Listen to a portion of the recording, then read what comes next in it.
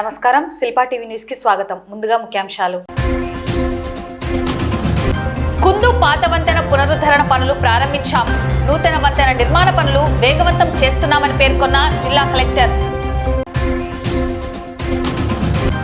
విద్యార్థుల సమస్యలు పరిష్కరించి మెడికల్ కాలేజీల ప్రైవేటీకరణను విరమించుకోకపోతే ఆమరణ దీక్షలు బంద్కు పూనుకుంటామని హెచ్చరించిన విద్యార్థి ప్రజా సంఘాలు. మెడికల్ సీట్ సాధించిన సిఎంఎస్ జూనియర్ కళాశాల విద్యార్థి హరిప్రసాద్ నాయక్ కు సన్మానం. తుఫాను ప్రభావంతో పంటలు నష్టపోయిన కౌలు రైతులకు గొల్లా రాజేష్ ఆర్థిక సహాయం.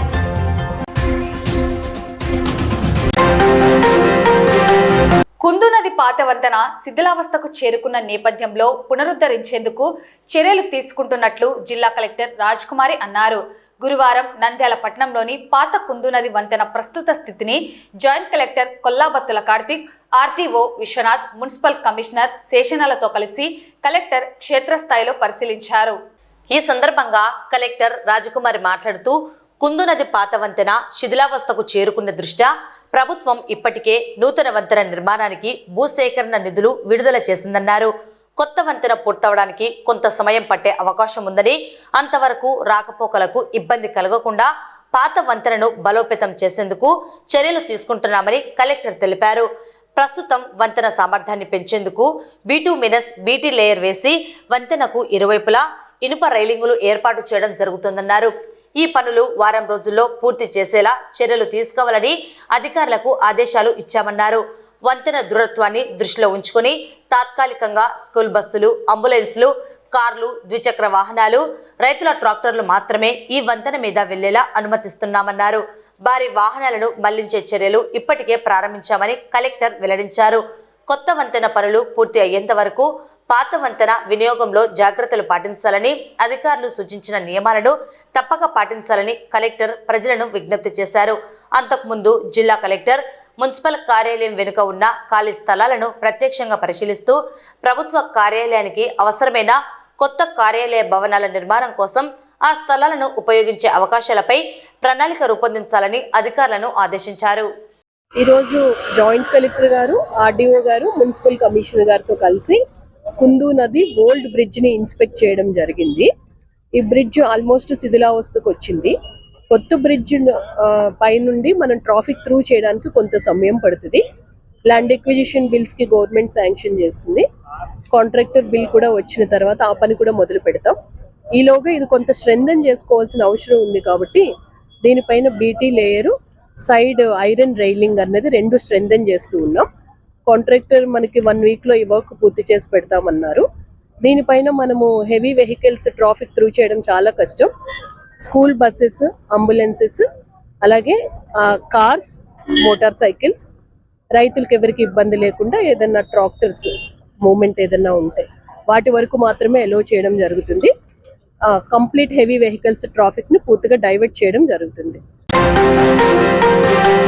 రాష్ట్ర వ్యాప్తంగా పెండింగ్ ఫీజు రియంబర్స్మెంట్ స్కాలర్షిప్లను విడుదల చేయాలని, విద్యార్థుల సమస్యలు పరిష్కరించి మెడికల్ కాలేజీల ప్రైవేటీకరణను విరమించుకోకపోతే ఆమరణ దీక్షలు బంద్కు పూనుకుంటామని విద్యార్థి ప్రజా సంఘాలు హెచ్చరించాయి. రాష్ట్ర వ్యాప్తంగా బీసీ, ఎస్సీ, ఎస్టీ సాంఘిక సంక్షేమ హాస్టల్ మెస్సు బిల్లులను వెంటనే విడుదల చేయాలని, రాష్ట్ర ప్రభుత్వం మెడికల్ కాలేజీల ప్రైవేటీకరణ ఆలోచనను విరమించుకోవాలని, ప్రభుత్వం మూతపడిన సంక్షేమ హాస్టళ్లను తిరిగి ప్రారంభించాలని, ప్రతి జిల్లా కేంద్రంలో నిరుద్యోగ యువతకు BC, SC, ST, minority study circle సెంటర్లను ఏర్పాటు చేయాలని కోరుతూ నేడు నంద్యాలలోని స్థానిక పద్మావతి నగర్లోని జ్యోతిరావు పూలే విగ్రహం సర్కిల్ సెంటర్లో విద్యార్థి ప్రజా సంఘాలు భారీ నిరసన తెలియజేశారు. కార్యక్రమంలో జీవీఎఫ్ రాష్ట్ర అధ్యక్షులు రామినేని రాజునాయుడు, గిరిజన విద్యార్థి సమైక్య జీవీఎస్ రాయలసీమ జిల్లాల అధ్యక్షుడు రవీంద్ర నాయక్, డెమోక్రటిక్ విద్యార్థి యువజన సంఘం రాష్ట్ర అధ్యక్షులు షేక్ రియాజ్ పాల్గొన్నారు.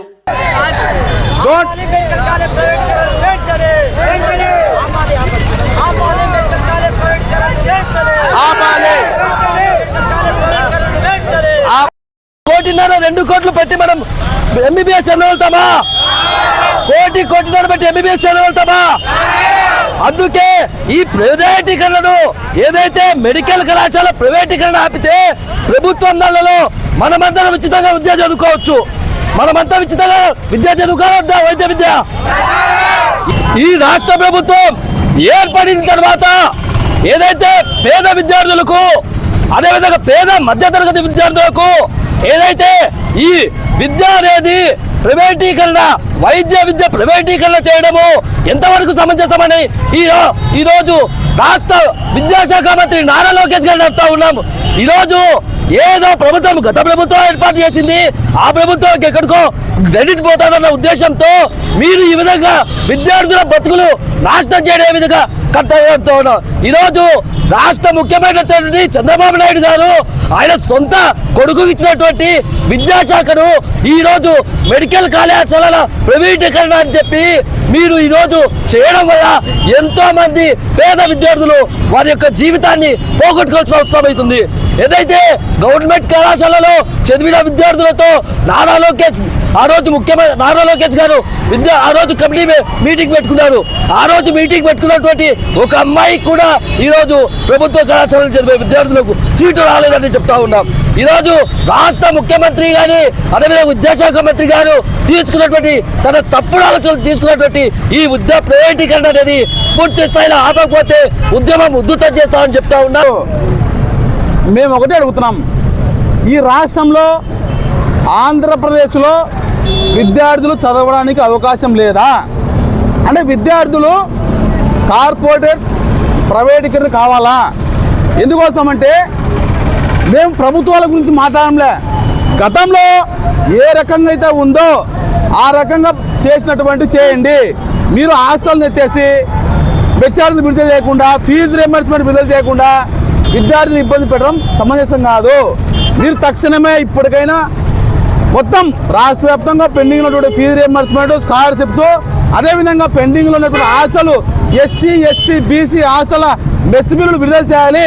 అదేవిధంగా రాష్ట్ర వ్యాప్తంగా 274 హాస్టల్ మీరు మూసివేసినారు, అవి కూడా మీరు తిరిగి తెరచాలా?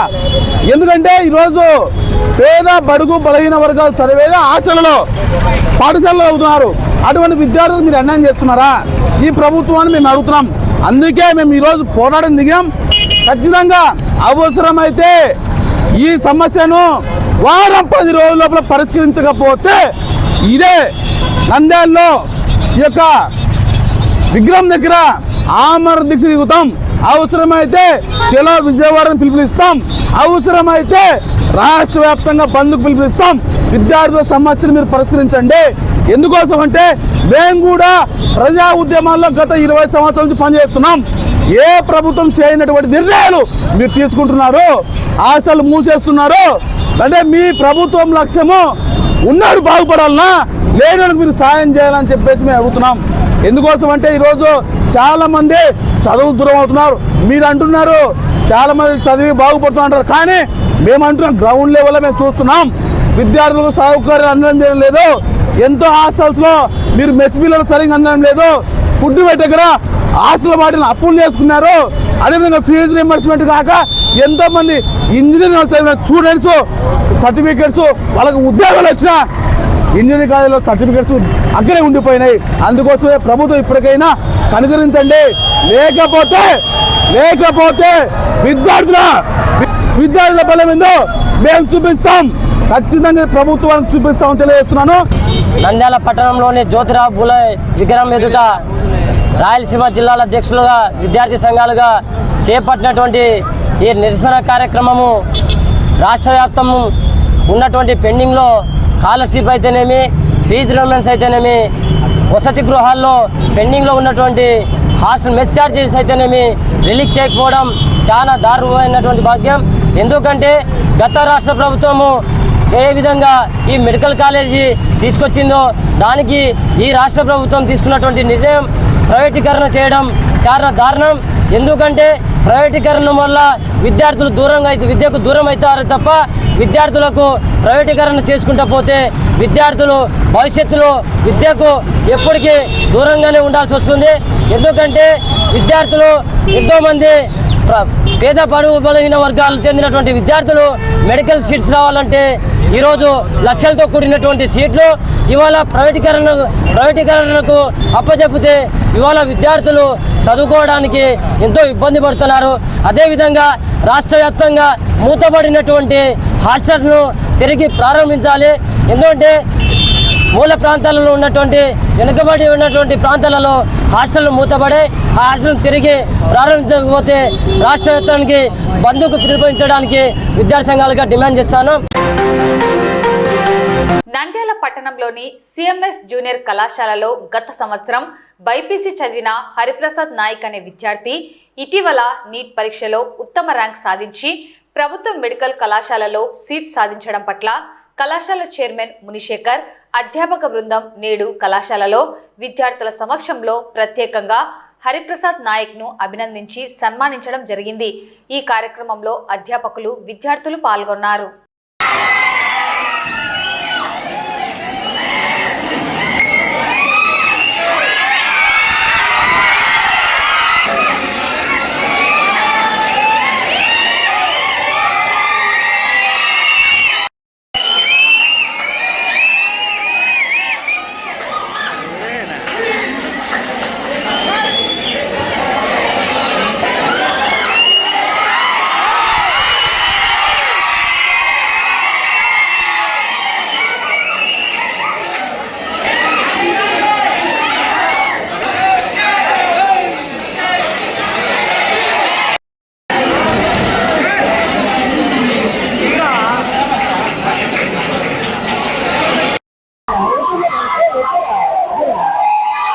ఈరోజు మా సిఎంఎస్ జూనియర్ కళాశాలలో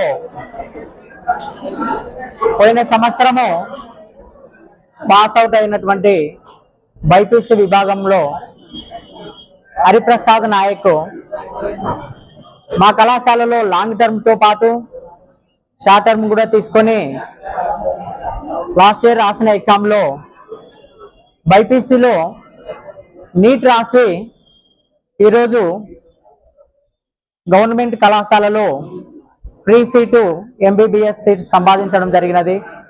దీనికి మా కళాశాలలో అధ్యాపక బృందము మేము చాలా సంతోషిస్తున్నాము. దాని సందర్భంగా ఈరోజు హరిప్రసాద్ నాయక్ను అభినందిస్తూ సన్మానిస్తున్నాము. ఎందుకంటే ఈ విద్యార్థి నిరుపేద కుటుంబానికి సంబంధించిన విద్యార్థి అయినప్పటికీ వాళ్ళ తల్లిదండ్రులు వచ్చేసి మా దగ్గర సార్ ఆర్థికంగా వెనుకబడి ఉన్నాము, మాకు పెద్ద పెద్ద కళాశాలలో చదివించడానికి మాకు స్తోమత లేదు, మీరేమన్నా అవకాశం ఇస్తే ఫ్రీ ఎడ్యుకేషన్ ఇస్తే నేను మీ కళాశాలలో మా అబ్బాయిని చేర్పించడానికి సుముఖంగా ఉన్నాము, మీ గురించి కూడా మేము తెలుసుకున్నాము, మీకు న్యాయం చేస్తారని ఒక నమ్మకం మీ మీద ఉంది అనే ఉద్దేశంతో ఆయన వచ్చి అడగడం జరిగినది. ఆ రోజు ఆయనకు అదే విధంగా చెప్పడం జరిగినది, ఒక మెస్ ఫీజు తప్పక ఎడ్యుకేషన్ పరంగా మొత్తం నేను ఫ్రీ ఎడ్యుకేషన్ ఇస్తానయ్యా అని చెప్పడం జరిగింది. అదేవిధంగా ఆ అబ్బాయి 2 సంవత్సరాలు బాగా చదువుకున్నాడు, మంచి మార్కులతో పాస్ అయ్యాడు. సెకండ్ ఇయర్లో కూడా 971 మార్కులతో కళాశాల టాపర్గా నిలవడం జరిగినది. దీంతో పాటు ఈ సంవత్సరం ఈరోజు ఎంబీబీఎస్ సీట్ కూడా సంపాదించడం జరిగింది. దీనికి కారణం ఏమంటే మా దగ్గర ఉన్న అధ్యాపక బృందము మంచి అనుభవం అంకిత భావం ఉండడం వల్లనే దీనికి కారకమని మేము నమ్ముతున్నాను. ఎందుకంటే మా కళాశాలలో విద్య కంటే ఎక్కువగా మేము క్రమశిక్షణకు ప్రయారిటీ ఇస్తాం. ఆ ప్రయారిటీతో క్రమశిక్షణతో పాటు విద్య కూడా అభ్యసిస్తారని ఒక నమ్మకంతో పిల్లోని భవిష్యత్తును దృష్టిలో పెట్టుకొని ఫస్ట్ నుంచి వెనుకబడిన విద్యార్థులకైతేనేమి, చదువులో మంచి టాపర్లకైతేనేమి, ఎవరికి చదివిన వాళ్ళకు రీతిలో వాళ్ళకు విద్యాబోధన చేస్తూ వాళ్ళకు తగిన విధంగా విద్యను బోధించడమే మా యొక్క లక్ష్యము. కాబట్టి మా కళాశాలలో చదివిన ప్రతి విద్యార్థి దాదాపుగా 95-98% ప్రతి సంవత్సరము పాస్ కావడం జరిగింది. మా కళాశాల స్థాపించి 22లో అయినా కూడా తక్కువ కాలంలో రెండు బ్యాచ్లు అయిపోయినాయి. ఇది 3వ బ్యాచ్లోనే మా కళాశాల 30 సంవత్సరాలకు పైబడిన కళాశాలలకు ఐపీలో పోటీగా ఈరోజు నిలుస్తున్నది. దానితో పాటు ఈరోజు మెడికల్ సీట్లు అయితేనేమి, జేఈలు అయితేనేమి, ఎంసెట్ సీట్లు అయితేనేమి చాలా మంది విద్యార్థులు ఈరోజు సాధించడం జరిగినది. చాలా మంది మంచి కళాశాలలో అయితే ఇంజనీరింగ్లో ఫ్రీ సీట్లు కన్వీనర్ కోటా కింద ఫ్రీ సీట్లు సంపాదించి ఈరోజు చాలా సంతోషంగా ఉన్నారు. అందులో మా కళాశాలలో తక్కువ ఫీజుకే మంచి విద్యతో పాటు హాస్టల్ వసతి కూడా కల్పిస్తున్నాము. అదే ఇదితో మా పేరెంట్స్ అయితేనేమి, మా విద్యార్థులు అయితేనేమి ఈరోజు సంతోషంగా మా కళాశాలకు సపోర్ట్ చేస్తున్నారని దానికి ఆ పేరెంట్స్కు, పిల్లలకు ధన్యవాదాలు తెలియజేస్తూ ఈ విద్యార్థికి మంచి విద్యాబుద్ధులు నేర్పిన మా అధ్యాపక బృందాన్ని కూడా ఈ సందర్భంగా అభినందిస్తున్నాను. ఇటీవల కురిసిన మోంతా తుఫాను ప్రభావంతో పంటలు నష్టపోవడం జరిగింది. పంట నష్టం జరిగిన కౌలు రైతులకు నేడు నంద్యాల పట్టణం వివేకానంద ఆడిటోరియంలో ప్రముఖ పారిశ్రామికవేత్త గొల్లా రాజేష్ ఆధ్వర్యంలో 100 మంది కౌలు రైతులకు ఒక్కొక్కరికి 3,000 రూపాయల చొప్పున ఆర్థిక సహాయం అందజేశారు. ఈ కార్యక్రమానికి రాయలసీమ సాగునీటి సాధనా సమితి వ్యవస్థాపక అధ్యక్షుడు దశరథ రామిరెడ్డి, డాక్టర్ రామకృష్ణారెడ్డి, నూర్ బాషా, ఆకుమల రహీంలు హాజరయ్యారు.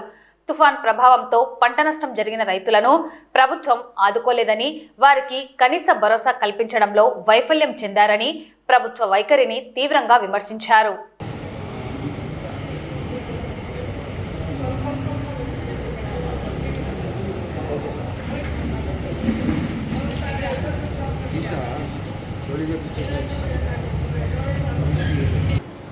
కౌలు రైతులను ఆదుకోవడం కోసం ఒక చక్కటి కార్యక్రమాన్ని ఏర్పాటు చేసినందుకు నూరు భాష బృందాన్ని, రేవంత్ బృందాన్ని, అలాగే రాజేష్ గారికి ప్రత్యేకంగా అభినందనలు తెలియజేస్తున్నాం. రైతులకి ఏమి ఇచ్చినా కూడా మనం రుణం తీర్చుకోలేము అనే విషయాన్ని గమనించాలి. పంట వేసినప్పటి నుంచి వచ్చేవారికి ఎప్పుడు టెన్షన్, ఏం జరుగుతుందో వాతావరణం ఎలా కనిపిస్తుందో అన్నటువంటి, అలాగే పురుగులు వచ్చి ఎట్లా నాశనం చేస్తాయో వీటి అన్నిటికీ తోడు కౌలుని చెల్లించడానికి అవకాశం లేకపోవడం వల్ల ఇబ్బంది పడుతున్నటువంటి విషయాన్ని, చాలామంది ఆత్మహత్యలు కూడా బలపడుతున్నటువంటి విషయాన్ని గమనించాం. అయితే రైతు ఎప్పుడు కూడా ధైర్యంగానే ఉండాలి. ఎలాంటి పరిస్థితి వచ్చినా కూడా ఈ సంవత్సరం కాకపోతే వచ్చే సంవత్సరం అయినా మన దేవుడు ఆదుకుంటాడు అన్నటువంటి భావంతో మనం ముందడుగు వేస్తూ, మీరు ఆత్మహత్యలకి వీటికి పాల్పడడం వల్ల కుటుంబాలు నాశనం అవుతారైతే, కుటుంబాన్ని ఇంకా ఇబ్బంది పెట్టడం వల్ల ఎవరైతే దానివల్ల ప్రయోజనం ఉండదన్నటువంటి విషయాన్ని గమనిస్తూ మీరు ధైర్యంగా ముందుకు వెళ్ళాలని చెప్పేసి కోరుకుంటున్నాను. రైతులది 10 ఏళ్ళు మట్టిలో పనిచేస్తే మా 5 ఏళ్ళు నోట్లోకి పోతాయని చెప్పేసి ఇటీవల నేను సోషల్ మీడియాలో కొటేషన్ వినడం జరిగింది. ఎందుకంటే ఈ యొక్క కార్యక్రమం రైతులు ఈ వర్షాల ద్వారా చాలా నష్టపోయి, తుఫాన్ ద్వారా కనీసం పంటని కలుపు తీసుకోవడానికైనా ఏదైనా బాగు చేసుకోవడానికి కూడా ఇబ్బంది పడే సమయంలో గొల్లా రాజేష్ గారు ఒక మన మీడియా సోదరుల ద్వారా రైతులకు ఉపయోగపడే అద్భుతమైన కార్యక్రమం చేయడము, అందులో మమ్మల్ని కూడా ఆహ్వానించినందుకు, ఒక మంచి కార్యక్రమాన్ని ఆహ్వానించినందుకు మన నూర్ బాషా గారికి, ఉస్మానా గారికి, మిత్రులందరికీ నేను ధన్యవాదాలు తెలియజేస్తున్నా. ఎందుకంటే మన భారతదేశంలో ముఖ్యంగా రైతులు వ్యవసాయం చాలా ప్రధానమైన వృత్తి మన వాళ్ళకు. ఈరోజు బుజ్జాదసరంలో కూడా మన ప్రాంతంలో నీళ్లు పెరగడానికి ఎన్ని ఉద్యమాలు, ఎంతమందిని మనల్ని భాగస్వామ్యం చేసి మన ఇష్యూని ప్రతి ఒక్క ముఖ్యమంత్రి గారు ప్రతి ప్రభుత్వ దృష్టిలో తీసుకెళ్ళి మన రైతులు ఆనందంగా ఉండాలంటే నీరు బాగుండాలని చాలా పోరాటం చేయడం జరిగింది. మన నంద్యాల ప్రాంతానికి కూడా, ఎందుకంటే మన రాష్ట్రంలో విజయవాడ తర్వాత నంద్యాల కూడా అద్భుతమైన పోరాటాలకు, విజయాలకు కూడా కేంద్రము. ఖచ్చితంగా కూడా చాలా విషయాల్లో మనం ప్రభుత్వాన్ని, అధికారులని, అలాగే నాయకుల్ని కూడా ఈ విషయంలో చైతన్యపరచడంలో మన వాళ్ళు కొంతవరకు మన దృష్టికి విషయాన్ని తీసుకెళ్ళగలిగారు. పూర్తి స్థాయి సక్సెస్ కూడా అవుతారని ఆశిస్తున్నాము. ఈరోజు ఇలాంటి రైతులని ఆదుకునే కార్యక్రమాలు ప్రతి ఒక్కరు కూడా స్వచ్ఛందంగా ముందుకు వచ్చి విజయవంతం చేయాలని ఒక చక్కటి కార్యక్రమాన్ని ఏర్పాటు చేసిన నిర్వాహకులందరికీ కూడా పేరు పేరున ధన్యవాదాలు తెలియజేస్తున్నాను. ప్రధానంగా ఈరోజు ఒక అద్భుతమైన కార్యక్రమాన్ని మనకు కౌలుల కోసం ఎంతో ధైర్యం చేసి ఎంతో పోరాటంగా మహానేతలు ఉన్నటువంటి డాక్టర్ గొల్లా రాజేశ్వర గారు ఈరోజు కౌలు రైతులు ఆత్మహత్య చేసుకుంటున్నారు. ఈరోజు కౌలు రైతులు ఎన్ని ఇబ్బందులు ఎదుర్కొన్నారో వాళ్ళు అర్థం చేసుకొని ఈనాడు ఒక గొప్ప కార్యక్రమం చేయడం ముందుకు వచ్చారు. ఎందుకంటే ఎంత డబ్బు ఉన్నా ఎంత లేకపోయినా ఆవేదన అర్థం చేసుకున్న వాళ్ళు ఉంటే ముందుకు సాగే జీవనం ఉంటుంది. ప్రధానంగా ఈరోజు సారు ఈరోజు కౌలు రైతులు ఆత్మహత్య చేస్తున్నారు, హస్తని కౌలు రైతులు ఆత్మహత్య నివారణ దక్కాలని ఆ కౌలు రైతుకు ఆయన తోటిపాటు సాయం చేయాలని ఆయన ఒక విధానంతో చేయడం చాలా గొప్పకరమైనది. ఈరోజు రాజస్థాన్ ఈరోజు నంద్యాల జిల్లాలో ఎన్నుకున్నారంటే చాలా ఆనందంగా ఉంది. ఎందుకంటే ఈరోజు కౌలు రైతులు ఎక్కువ శాతం 70% వరకు కౌలు సాగు చేస్తున్నారు. మరి ఈ యొక్క కార్యక్రమానికి ఏర్పాటుకు అన్ని రకాలుగా సహాయ సహకారాలు అందించి ఒక మానవతా దృక్పథంతో ఎవరైతే కౌలు రైతులు ఉన్నారో ఈ మధ్య మనకు జరిగిన ఈ తుఫాన్ ఎఫెక్ట్ వలన నష్టపోయిన వారికి తన వంతు ఒక సహాయం చేయాలి, నా ప్రాంతం వారికి నా వంతు బాధ్యతగా ఎంతో కొంత సహాయం చేయాలని ఒక మంచి దృక్పథంతో మరి గోల రాజేష్ గారు ఈరోజు వారు మన సమక్షంలో లేకున్నప్పటికీ వారి ద్వారా మిత్రులు మన నూరు భాష గారికి ఈ బాధ్యతను అప్పచెప్పి మరి మన ప్రాంతం వారికి కౌలు రైతులకు ఆర్థిక సహాయం అందజేయడానికి మరి ముందుకు వచ్చినందుకు మీ అందరి తరఫున మరి మా తరఫున కూడా గోల రాజేష్ గారికి ప్రత్యేకంగా మేము అభినందనలు కృతజ్ఞతలు తెలియజేస్తున్నాం. ముఖ్యంగా మీరు ఇక్కడికి వచ్చిన తర్వాత రాజేష్ గారికి 3,000 రూపాయలతో మీ జీతం ముందుకు పోదు, అదే స్థలంలో వెలికిపోయే కాదు. అయితే ఇది ఉడతా భక్తిగా అంటే ఆ శ్రీరామచంద్రుడు సముద్రాన్ని దాటడానికి ఉడతపోయి ఇసుక వేసినట్టుగానే గోల రాజేష్ గారు ఇచ్చింది మీకు ఒక భరోసా, ఒక నమ్మకం. అంటే మేము ప్రపంచ మానవాళి కోసం మేము ఆహారం పండిస్తుంటే మా కష్టాలను నష్టాలను పట్టించుకునేవాడు ఒకడు ఉన్నాడు, మాకు ఒక భరోసా అని చెప్పి ఒక భరోసాలాగా గోల రాజేష్ గారు మీ వెనకాల నిలబడ్డారు. ఆ 3,000తో మీ ప్రయాణం ఏమి బ్రహ్మాండంగా సాగదు, కానీ ఒక మనోధైర్యాన్ని ఇస్తుంది. అంటే ఇది ఎలాంటి ధైర్యం అంటే మీ ఇంట్లో మీ అన్ననో తమ్ముడో నాన్ననో అక్కనో తమ్ముడో చనిపోతే మీ బంధువులతో వచ్చి మిమ్మల్ని ఓదారుస్తారు. అయ్యా నీకు ఏమన్నా అవసరం ఉంటే నేను ఉన్నాను అని చెప్పి బంధువులంతా వాళ్ళు వచ్చి తీర్చేసి వచ్చేది ఉంటారు. కానీ మీకు ఒక మానసికమైన ప్రశాంతత, నా వెనకాల ఇంతమంది మనుషులు ఉన్నారు, నా కుటుంబం ఉంది, నా మిత్రులు ఉన్నారు అన్నట్టుగా అలాంటి భరోసాను ఈరోజు గోల రాజేష్ గారు కల్పించాడు. 3,000 రూపాయలు చిన్న ఉంటే కావచ్చు, కానీ ఇంతకుముందు మిత్రులు చెప్పినట్టుగా మీ అందరికీ 100 మందికి ఇవ్వాలంటే 3 లక్షల రూపాయలు ఒక పెద్ద అమౌంటే. కానీ ఇది గోల రాజేష్ గారు చేసింది ప్రభుత్వానికి ఒక వాత పెట్టే కార్యక్రమాలు అయితే ఆయన చేపట్టాడు. ఈరోజు వాత పెట్టే కార్యక్రమం చర్య ఈ రోజు జరగల, మోమరాజు తుఫాను జరగల. ఇది వర్షాకాలం మొదలైన రోజు నుండి జరుగుతూ ఉంటే ఈ ప్రభుత్వాలు మొత్తులు జరగడంతో అమ్మాయి ఎప్పటికప్పుడు ఈ రోజు కూడా శనగ విత్తనాలు వేసుకొని గ్రామాలు కూడా ఉన్నాయి. పొలాలు ఆరక లేదా జొన్న విత్తనం టైం అయిపోయిన గ్రామాలు ఉన్నాయి. లేదా శనగ విత్తనం వేసుకుంటే మళ్ళీ ఈ తుఫాన్తో శనగ మలచకుండా పొట్టలు పగిలి నాశనం అయిపోయిన ప్రాంతం ఉంటే ప్రభుత్వాలు ఎప్పుడు చేయాలి?